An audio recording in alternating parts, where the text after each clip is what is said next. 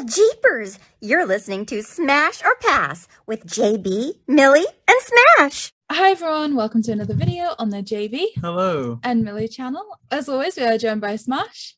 Hello. And Rhianna. And we're also fortunate today to be able to speak with Roger Eschbacher.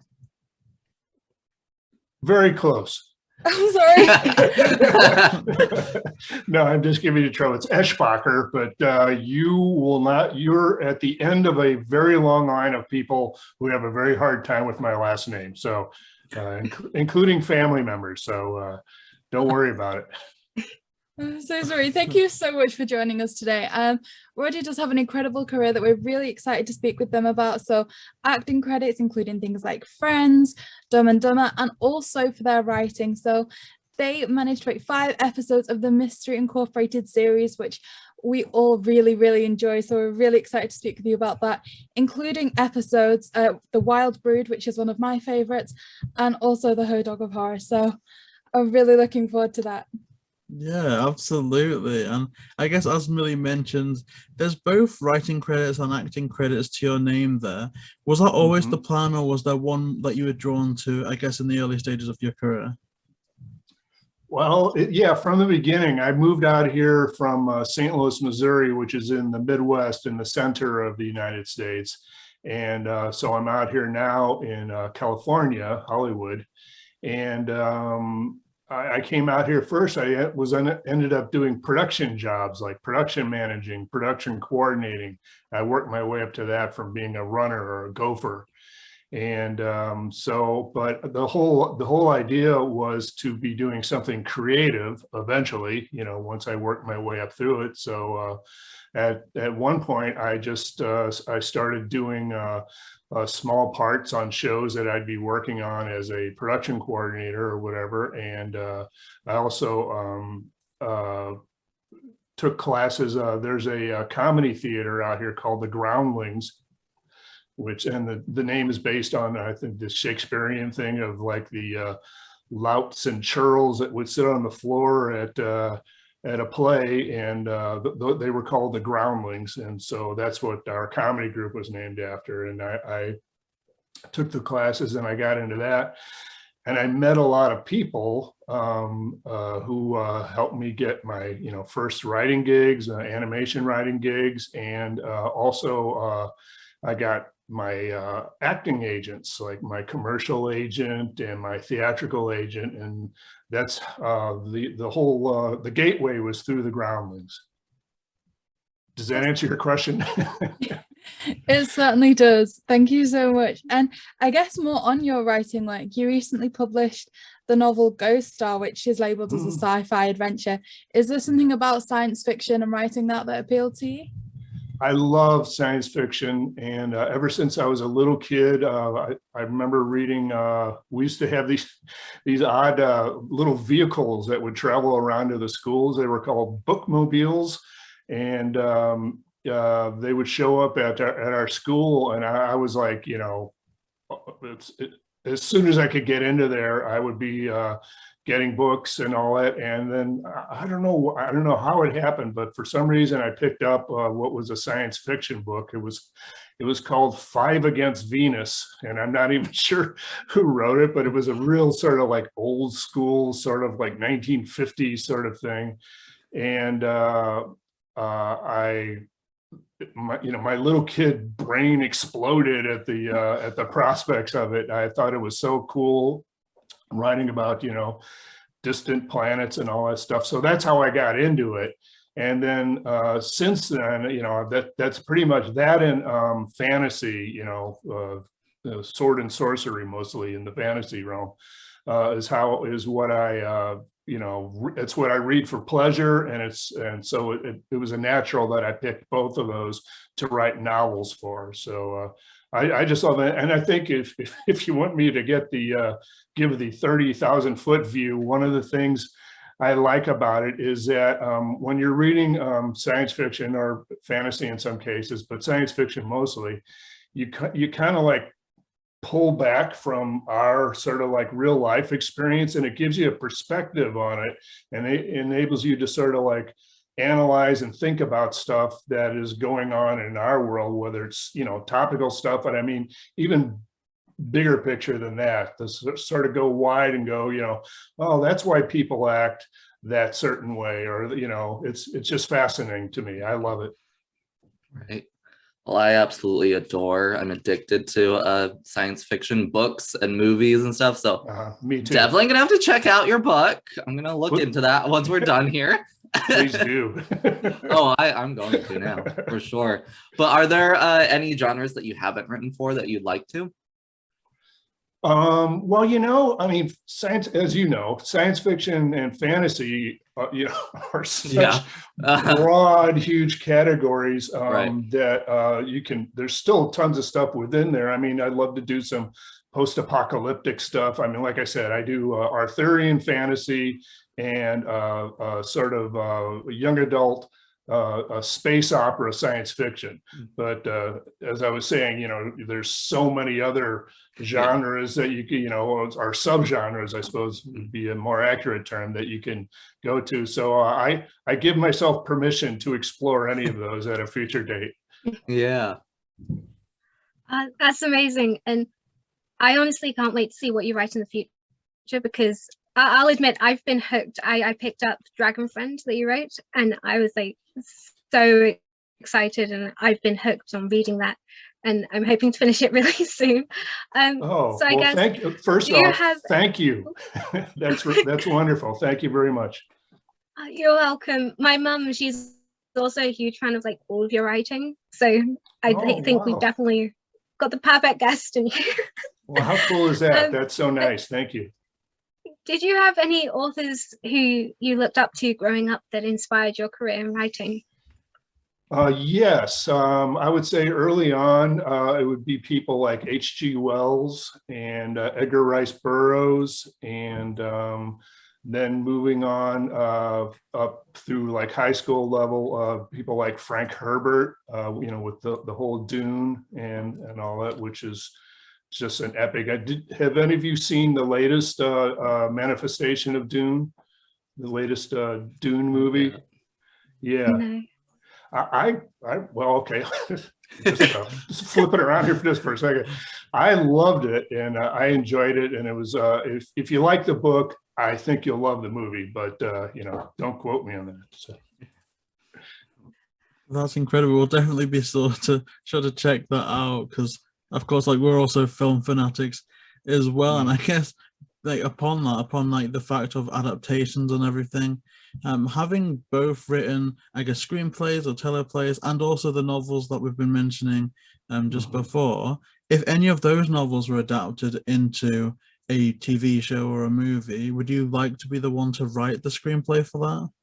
Absolutely. I would want to be they're very particular and persnickety about that kind of stuff in Hollywood, in terms of, you know, who they'll you know, they have people they trust that they want to go to first for that sort of thing. But if I was ever fortunate enough that any of my books was optioned and you know, developed for a screenplay, I would be, number one, I'd be thrilled, and number two, I would ask that I at least get to write the first draft of the screenplay, you know, just because, I mean, as we're all agreeing here, we're all sort of like film buffs, to say it lightly, and so I would just want that opportunity to do that. So yeah, I think that would be so cool. I think out of my books, I would say the ones that would maybe have the best chance at getting you know, optioned and adapted into a screenplay would be Ghost Star, because it's real fast paced, and it has a younger it's a young adult space opera, science fiction space opera. And the other one would be the Dragon Friend series that Rhianna mentioned. I think that would be so fun, and especially, I mean, earlier things would be a little they would be leaning more heavily towards the science fiction in terms of things, but now with like and this is not in the same category, but like with Game of Thrones and all those, and The Witcher and all that being so much more popular, I think that Dragon Friend, the Leonard the Great series, I think it'd be perfect, especially for like an outlet like Disney Plus, you know. So they're getting into more of that stuff. So who knows? Fingers crossed. Disney Plus are making so many cool things at the moment, so it'd be Aren't they, awesome though? to see them have that take on that in particular. And of course, there's that kind of saying, write about what you know. And based upon that, if any of the titles that you mentioned before were adapted, did you ever at any point think about portraying any of the characters in the novels? As an actor, you mean? Yes. Yes, obviously. You know, it's one of those things that you always sort of dream about. And as in terms of what kind of character I would be, that would be another thing. If one of my books was optioned, I would insist that I was at least able to play a small part, and we could go down to, like, you know, a sentence or a paragraph, but I would have a small speaking part in anything that was optioned. So, which hopefully wouldn't keep people from optioning it, but you never know. No, I think that's brilliant, especially with like all the kind of YouTube, you know, this movie scene broken down, like when there's those hidden Easter eggs, like, and here's the author in this scene, like, yeah, that's just such a fun thing to include. So I'm sure that would go very well. I think so. Yeah, they might go for it. It's almost like one of those things. Who was it? Is one of the Hobbit things. There's Stephen Colbert. Are you at all familiar with him? He does like he does a late night comedy / talk show here, and he's just a Tolkien freak. He's a fanatic about and he's known for that. He's one of those things where like I know a fair amount because I love those books, all of them. I love everything about the Lord of the Rings and the Hobbit, and so I know probably more than my friends about stuff. But he's like one of those like scary people that will, like, you know, knows like the lines of kings from Aragorn on back and things, and you can recite them, and you know,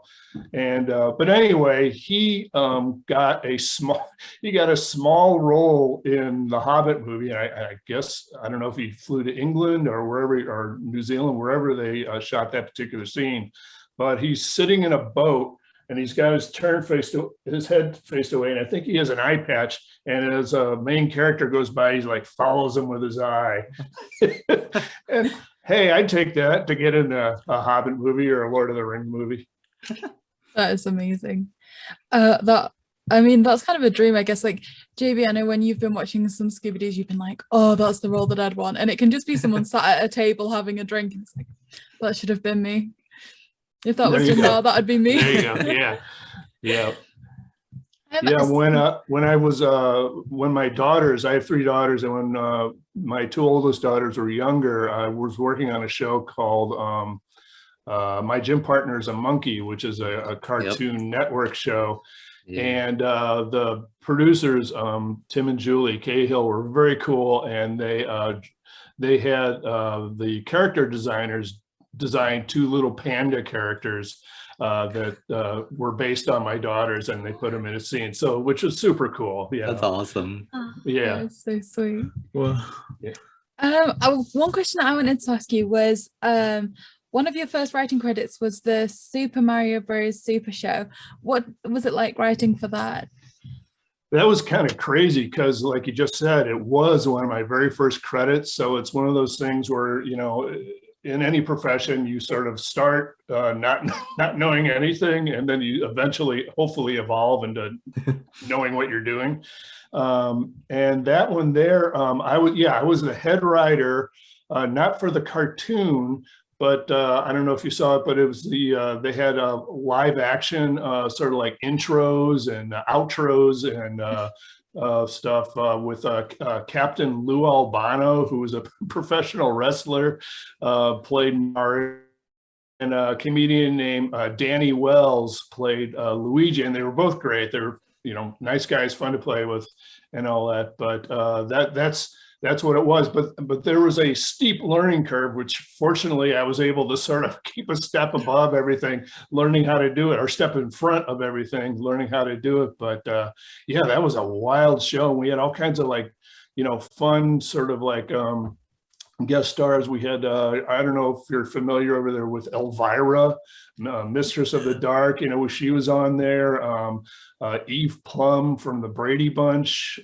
She played Jan on the Brady Bunch. So it's a lot of sort of like, American actors, I suppose. Oh, Cyndi Lauper, people like that. So it was fun. That's amazing. And kind of in your research for that, did you get to enjoy like playing some Nintendo games, any Mario levels or anything like that? I did own Super Mario Brothers, the NES game, and which I got away to the whole console and everything, because these days they're apparently worth some cash money, and so I played that a lot. I was not a pro at it. I was not all that good. So I had that as a reference. And then I was thinking the only other Super Mario Brothers experience game that I had any experience with is Super Mario Sunshine. With the shine sprites and all that. And that was only because my daughters, my middle daughter, Erin, is like an avid gamer. She's played you name it, she's played it, and is good at it too. But so I would sit in with them on that and Mario Kart and all that. But so there's a big gap between those two games. That's amazing. That's so cool. So there's a new Mario movie coming out, and sounds like there were some interesting choices playing Mario and Luigi back in the day, but have you seen the cast list for the new movie, and do you have any thoughts about that? I have not. Okay. I heard about that. What's his name? Chris Pratt is cast as Mario, and I don't know if this is counterintuitive to you guys, but I think it's a great idea, because I think personally I love him in Guardians, and he's just got a real sort of he's just full of fun, which is a dumb way of saying it, but he's got kind of a glee to him, and a certain joy about what he's doing. At least that's my perception of it. Yeah. So which I think I think he's gonna be playful, and I think he's gonna do a good job at it, and I think he's gonna do a good voice and all that kind of stuff. So I'm not bothered at that. I guess some people are bothered, but I'm not bothered by that at all. Nice. How about you guys? What do you guys think? We reacted to the trailer live, and we thought it was interesting because, again, like you mentioned, there's so much fun in Guardians and the Jurassic World movies as well. I think that's a big one that we like to see them in. And I think a lot of the community controversy was, that it was taking away from the voice actor that portrayed them in the games. And of course, the fact that Chris Pratt isn't Italian, people are having an issue with. But again, I think he's so full of energy that I think it'll be interesting to see what they can do with it. Yeah. I think. Go ahead. I'm sorry. No, I was just going to agree with what JayBee was saying, in that I think if you contrast Guardians with Jurassic World, they've kind of shown that they can act and do different roles. Ones, they're very funny in Guardians. I'd say them and Rocket almost kind of carry the movie. They're the ones that I'm more drawn to. And then in Jurassic World, it's more like they're the serious character, the ones that when something goes wrong, they're the one that you go to. So they've certainly proven themselves as an actor, I think. So I think they'll do well. Yeah, I just think he's so much fun. I'm going to give him a pass on that. I'm going to give him, I'm going to say, okay, let's see what he does before I make any, harsh judgments on his abilities, because I think he's a hoot, and I think he'll do a great job. But hopefully, I'm not proved wrong. I thought there was obviously kind of like a shock factor at first. It was like, oh, not my first choice, but.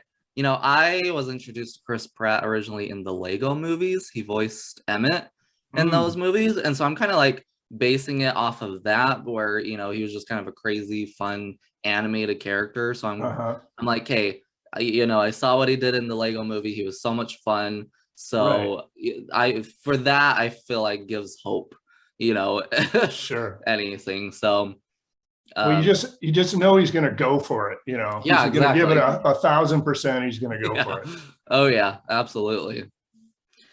And I feel like with Chris Pratt as well, even in his interviews, he just goes for it. And if there's something he can like do something funny or creative with, he'll go with it, which I think definitely, I think he might do a good job, to be honest. I agree. Yep, definitely. All right, we're gonna shift our focus now. So first, ask you about kind of your history with Scooby. So we're gonna start with, did you watch any Scooby Doo growing up? Well, I was alive for the original series back in the day, ancient history there. So yeah, that was I'm sure you know this, but back in the day in the United States especially, there was Saturday morning cartoons, and it was a whole block of, I don't know, several hours, let's say 2 to 3 hours, devoted to kids programming, mostly animated programs. And you knew that, you know, if it was animated, it was for kids, darn it. And it was like, it was our province as kids, Saturday morning. And so when that came out, which I think it was in 69, I think 69, that was just like, I just remember, like, with science fiction and the bookmobile, I just remember being like, you know, this is genius. Yeah. I just loved it. I watched it all as much as you could. And also, this was back in the day when, you know, there was no digital recordings. You know, now you have access to everything. So like, but back then it was, when it aired, that was it. Never to be seen again, with the exception of maybe it would be syndicated, or maybe the show would you know, be played like as a summer rerun. So you'd have the main season, and then during the summer, when there weren't any new shows, a lot of times they'd rerun the previous season. And so, but if you missed it, that you were, you know, you were doomed. There was nothing. You could see it and you'd all be bummed, and you'd be like all jealous of your friends who had seen it. So but yeah, the original series is what I saw, and I loved it back then, and it blew me away. It was awesome. Oh wow. I honestly, I'm so glad that I grew up with where it's like I was on DVD or VHS and I could just watch it whenever I wanted, because I would be so mad at myself for missing one episode. Oh, it was such a drag. You have no idea what a drag it was to miss an episode of your favorite show, you know. So you would have, if you were on, you know, having a vacation or going on a road trip with the family or something like that, you know, you would be like, but I'm missing Scooby or whatever, you know. Something I always used to find cruel with TV was that, like, the children's channels kept going even when you go to school. So I used to be sat there like, I've still got time. I'll get to school on time. Let's just wait. Let's just wait. And I used to get late to school just because I was like, I just want to stay and watch this. You do these deals with yourself, you know. Okay, I'll watch for 1 minute, and then while I'm doing that, I'll be getting dressed and So I guess that brings us on to the next question, which is, so you stated in previous interviews that your favorite characters in Scooby Doo have been Shaggy and Velma. And what exactly attracted you to those characters to begin with? Do you have, because there was this Scooby Doo Rally, and then there's like the Scooby Doo show and other variants of them. Was there a particular show which the characters drew you more into them, or?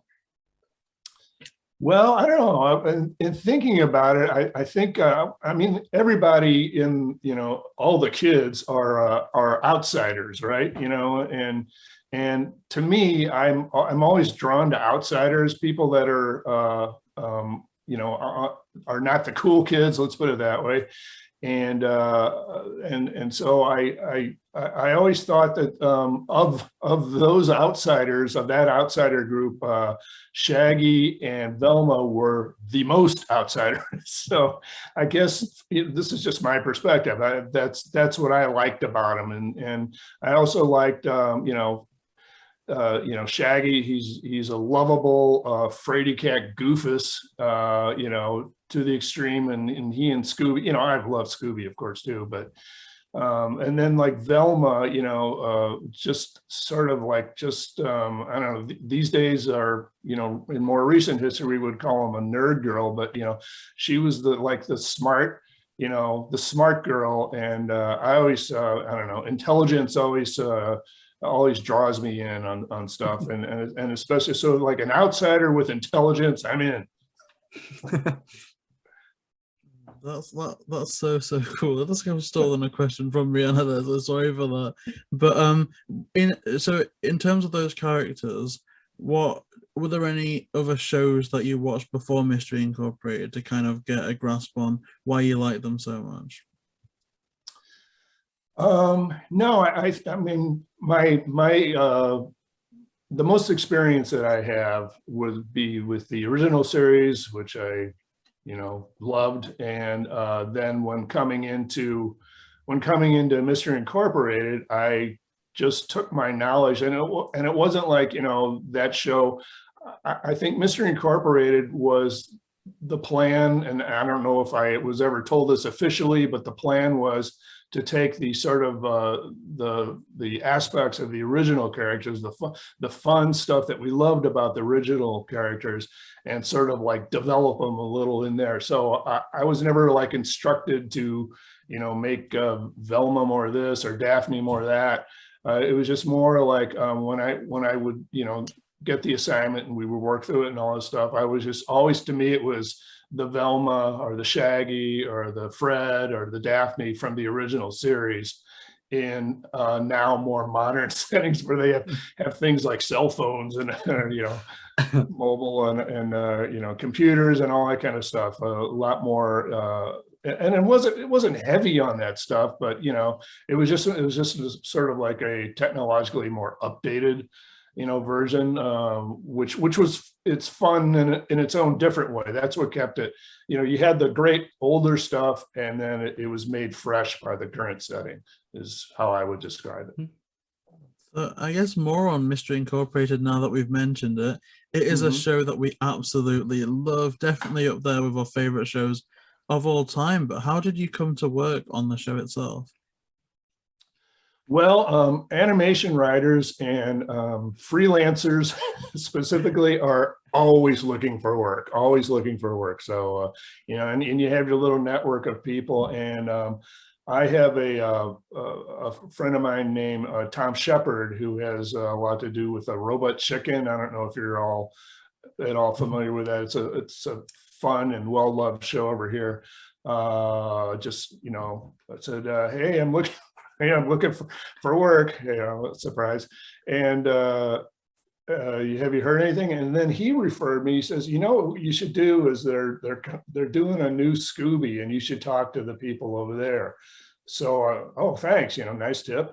And so I talked to my agents and I had them set up a meeting with, whoever it was over there that was hiring writers. And it turned out to be Mitch Watson, who's just a very talented, very funny individual. And so I went in and I had a meeting with him, and we hit it off. He's a great guy. He's fun to talk to. We had a good time talking with each other. And the next thing I know, I got hired to freelance a bunch of scripts for Scooby Doo Mystery Incorporated.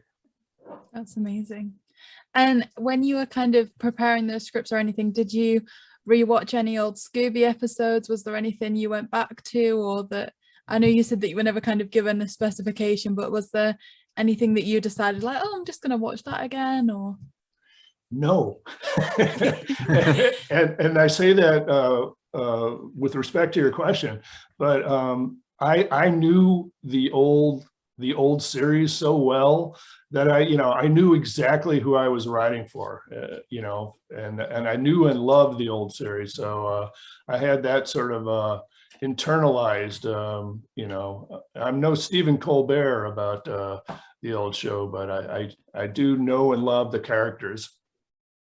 That's amazing. And I know Rhianna was kind of saying earlier that you've said before that Shaggy and Velma was some of your favorite characters, but how did you find writing for Fred and Velma? Do you think that you enjoyed writing for them just as much, or? They're all great. And one thing about Mystery Incorporated is that we were allowed, one would say encouraged, to sort of dive in a little bit deeper and sort of like discover, I don't know, sort of new things. I don't know if, I don't know how new, Fred's love of traps is, but boy, did we hit that one. We went with that, and we sort of like explored everything and just had a good time looking in on all that stuff. And yeah.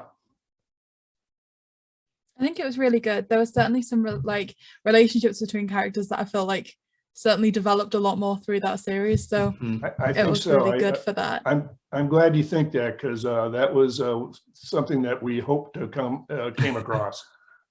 Yes.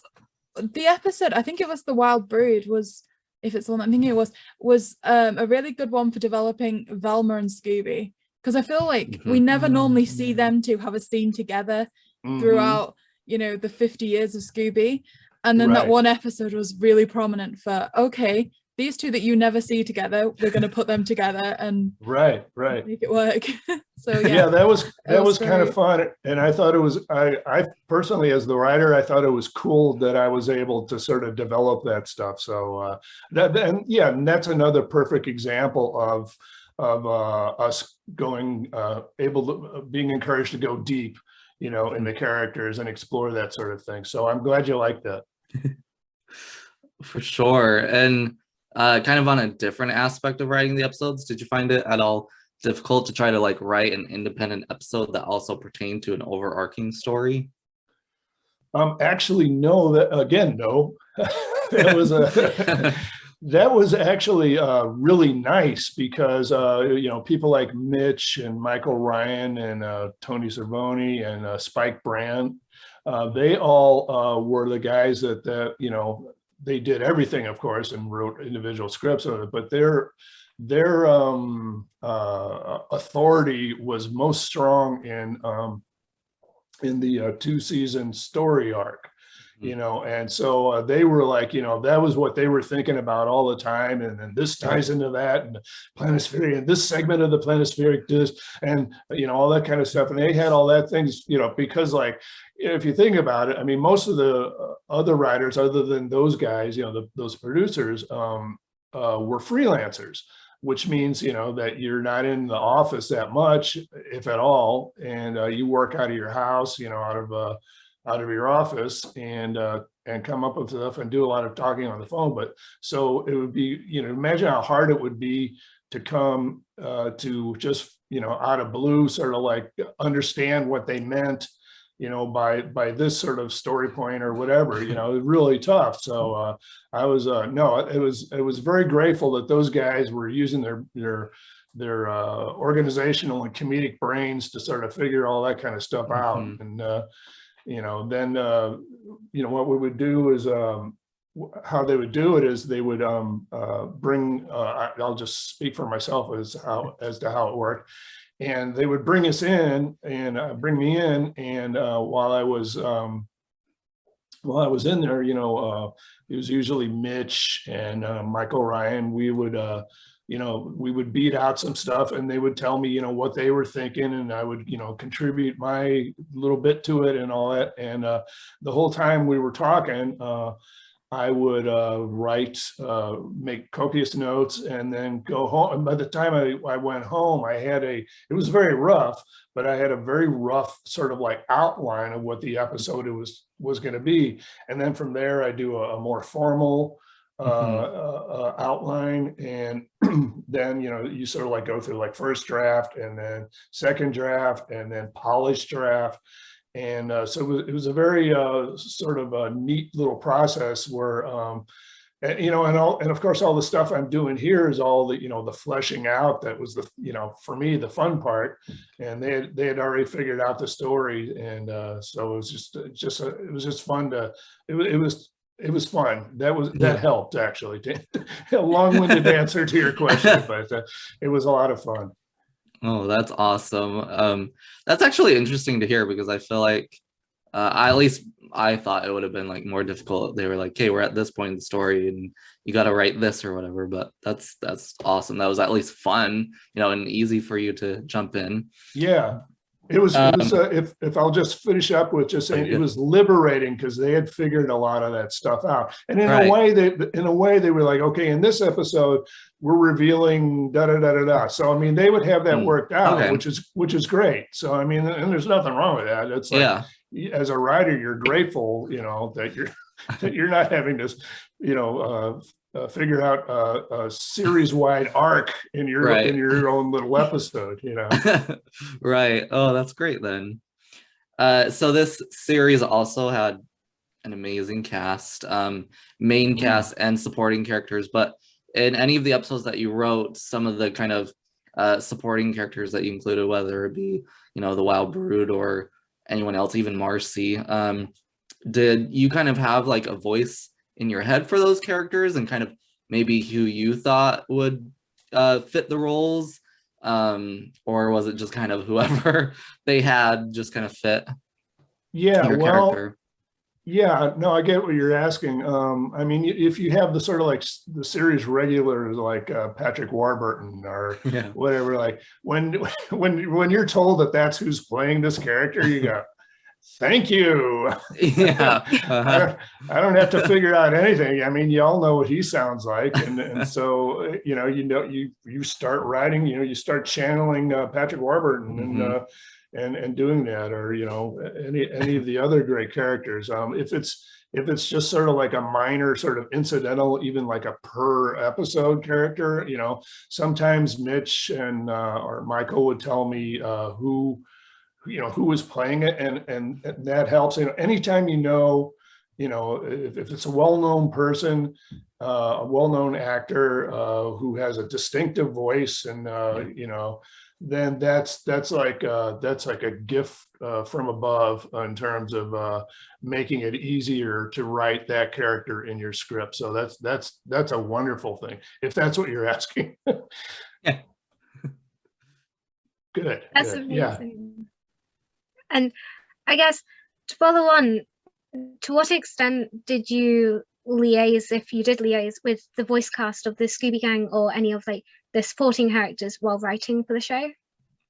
Not at all. Again, I mean, I know Mitch did a few voices. It's just weird when you're a freelancer, you're sort of out of the room, whether that's the recording room or the sort of daily production grind, so to speak. So I didn't get a chance to. I was familiar with all of them, of course. Frank Welker, all that. I was familiar with all of them, but.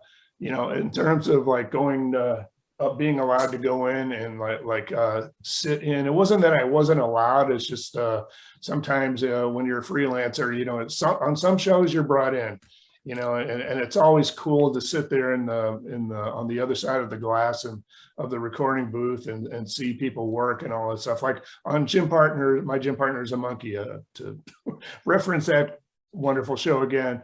We got to, anytime we had an episode, the producers, Tim and Julie, were really good about bringing us in. And, if there was a question about a line or something like that, you as a writer would be able to, give some input and all that. But I regret, and I've thought about it, I regret that I didn't get to sit in on one of those sessions, but to be frank, I don't know how many of the freelancers did, to be honest. Yeah, that does sound like it would have been a really, really fun experience, especially with some of the episodes that you've written, with all the kind of sequences in there. Would have been so cool to have seen acted out, but at the same time, it was just so cool as a viewer to see some of the amazing episodes that you've done as they've been presented. And I think one of the main staples of Scooby Doo is, of course, the monsters and the villains. And so I was wondering, out of all the episodes that you wrote, do you have a particular monster that stands out to you as being your favorite? Well, yes, my favorite episode and has my favorite monster in it. So the Hodag of Horror is my favorite monster, and and you know, the monster itself was cool, but it was just the sort of the episode wise, it was just such an insane sort of fun episode with a, you know, frenetic energy. It just moved, and so that's why I look with fondness on that. Yeah, I think another monster. Let's see, Night on Haunted Mountain. Let's see, I made a note on that. Oh, the Dark Angel character on that. You know, yeah. But I would say out of those two, I would say the Hodag was my favorite. That's amazing. And was there an episode that you didn't write but that you really enjoyed, so you know, it's one of the notable ones for you, or perhaps one that you enjoy kind of the premise of, that you think that you'd have enjoyed writing? Well, I mean, they're all so good, and I'm not just saying that, they're all like are sort of a fun thing. So if I did I have a favorite, I don't know. I would say it's more of something that happens on a series wide basis. I love the series. And so I think personally, and I don't know if this will sound hokey, but like all the episodes are golden as far as I'm concerned. I honestly, I love them all. I really do. That's amazing. And again, kind of on the writing perspective of things, obviously Mystery Incorporated was one of the first kind of Scooby series where there was that continuous plot throughout. So the characters were developed more. There was characters that were brought back in, like Mystery was, you know, kept getting brought back in later and throughout the series. Do you think you would enjoy working on a Scooby series that didn't have those constraints of having to kind of further the plot? Or do you think that you personally thrived in having some kind of pragmatics a bit more? Well, I don't know. That's hard to say. I mean, that's a very good question. I loved Mystery Inc., as I mentioned before, because of the classic characters in a new setting with a cool series arc to it. And I loved all of that. But would I enjoy writing for another Scooby series? Heck yeah.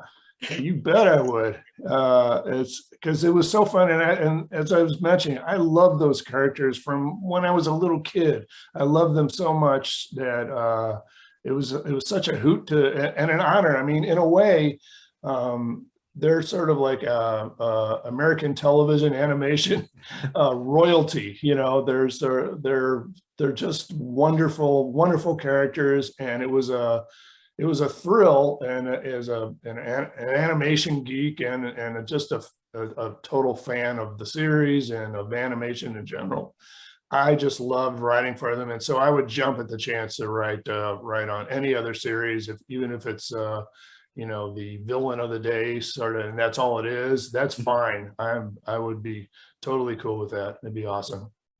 That's amazing. I think they should get you to do one of the direct-to-video movies that they do every year. That'd be awesome too. Yeah, I wouldn't. You should start a massive letter writing campaign. Right? Let's do telling them that. So, hi, Roger. Yeah. Okay, we're gonna do that. That's gonna be our goal. Thank you. I appreciate that. Thank you. But we gotta ask, what was your opinion on how Mystery Inc. ended? I know. I guess I've heard that some people had a problem with it, but I personally did not. I thought it was reflective of everything that came before in the two seasons, and I think it was a very tidy sort of summation, and it sort of gave like it gave the philosophical stand for what they were going for. So personally, I loved it, but I know not everyone did. I think my main problem was that the series ended. I just wanted to series 3. Yeah. Just for more. There you go. Yeah, exactly. Yeah. I was like, I remember at one point after things had wound down, I was like, so, I asked Mitch, I go, so is there going to be any other thing, kind of like hoping against hope, but I mean, that was obviously the ending was the ending. It was not going past that. It kind of was that was it. And he's like, no. Darn it. Oh, well.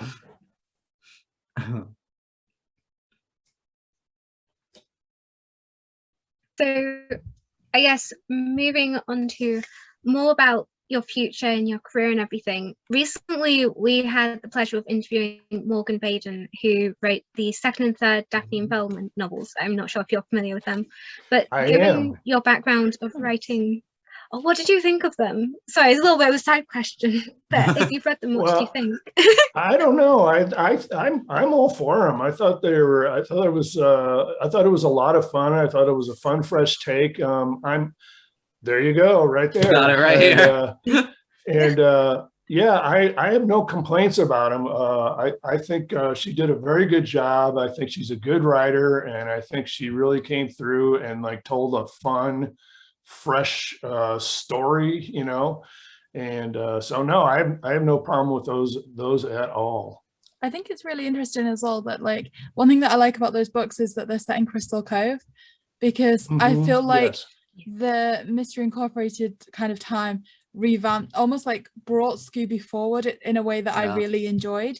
So JayBee and I went a few years without watching Scooby and then kind of rejoined to watch Mystery Incorporated, and it was like a big step forward, and we're like, okay, it's a step forward, but it's one that I really appreciate. And I like that it's progressed. Yeah, it's still familiar though, where everything you loved about, for me, it's like everything you loved about the original series in this whole new exciting step forward, as you just said. Yeah, and I feel like Crystal Cove for me is what signifies that step forward, because I feel like her books also try and go on that step forward, and Mystery Incorporated certainly does, but like you say, with the reassurance of like the cast kind of almost villains as well, with the unmasking and things at the end. There's so many things that resonate with you as an old Scooby fan, but also in the new era as well. So yeah, for me, Crystal Cove, and obviously it was in the book and the series as well. So right, yeah, I agree, definitely. Well, and even the next movie that we're going to be reviewing here on the channel, Happy Halloween, that whole movie takes place in Crystal Cove. Copycats. Right? It was like the start of an entire new era, I think, with Scooby. No, I think that was so fun. Again, part of the thing I loved about it was exactly what you just said. Allow me to quote you. No. I love that it was set in Crystal Cove, and I loved exploring and what that meant and all of that. So yeah. That's amazing. And you know, given your background of writing amazing books and all of the episodes of Scooby Doo that you wrote, we just loved, would you consider writing a Scooby Doo book? And what kind of story would you want to tell? And would you set it in Crystal Cove, since you loved it so much? I think I would set it in Crystal Cove. Again, I think another letter writing campaign is in order to the publishers of the book. So I'm, allow me to just put that out there.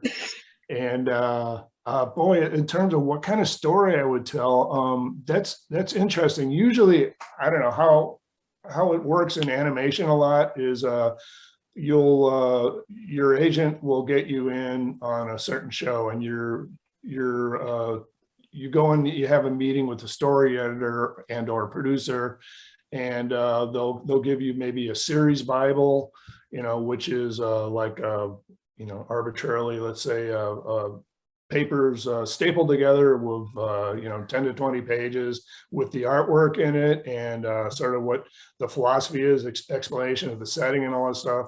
And you'll go home with that, and then you'll sit there for a day or two, and you'll just come up with premises, right? And Daphne does this, whatever. Daphne gets a new hairdo that scares everyone. I don't know. I never pitched that, just so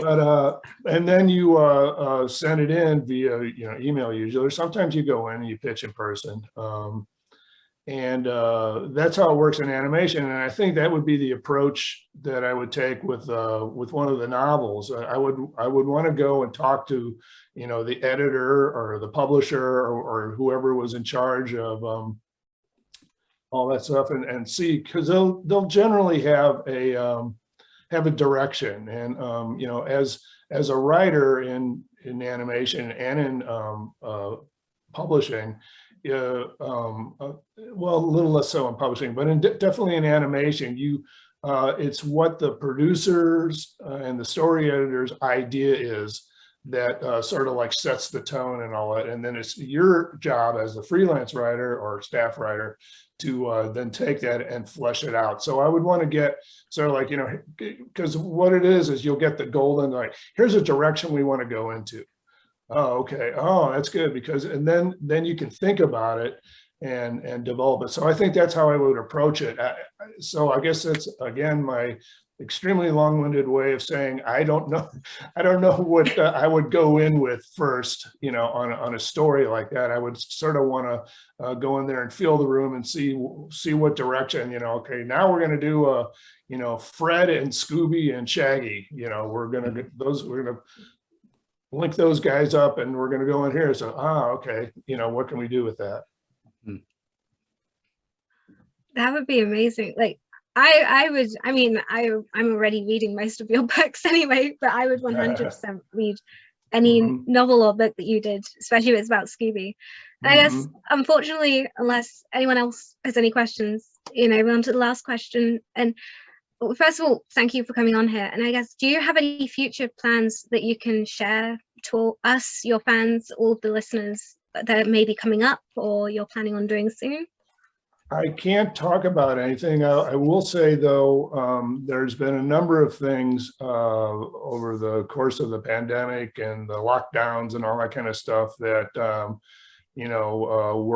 were floated and in the air and looked good and then went away. So there's a lot of that kind of stuff that's going on right now. So I would say that's sort of the zone that I'm in terms of like future projects. And so in the meantime, what I'm doing is I'm working on my books, which I love to do. So it's like it's not a bad thing. So, but I'm sorry, I'm working on the sequel to Ghost Star, working on that, writing that. So I'm having fun with my books and kicking over every rock I can to get some more animation writing work, because I love that.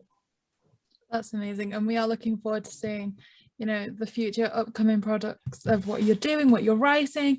So yeah, that'll be really exciting to see. So did anyone else have any other questions? No, I'm just thinking. I guess all that's left to do now is if you have any social media that you'd like to promote here today, or that you'd like to direct people to, so that they can keep up with any of your upcoming projects. That's all. Well, two of the good ways to do that are Twitter at Roger Eschbacher, one word, of course, and let's see, I'm on Instagram, I think is also at Roger Eschbacher, or maybe not. I'm on it. Just look up Roger Eschbacher, you'll find it. I've got a webpage, rogereschbacher.com. There's a common theme through all these, and and also, oddly enough, LinkedIn, which is considered by many to be just a dull sort of like a resume on steroids sort of a site. I actually get a fair amount of work and sell a fair amount of books off of there from people. So I guess it's because maybe it's kind of like nobody else is posting interesting stuff. I don't know. That can't be right, but maybe it's something like that. I don't know. So yeah, I'm just look up Roger Eschbacher on any site that you will. I'm not on TikTok, oddly enough, but yeah, I'm on a lot of stuff. Just look up my name and you should be able to find me. Well, that's amazing. Thank you so much. So links to those will be in the description below, so you can follow what upcoming projects and everything are going on. Again, thank you so much for your time today. We really appreciate it. It's been great to be able to speak with you. So yeah, thank you to everyone for listening, and for future interviews and also the Smash or Pass podcast where we're going over the Scooby movies, then please like, comment and subscribe to JayBee and Milly.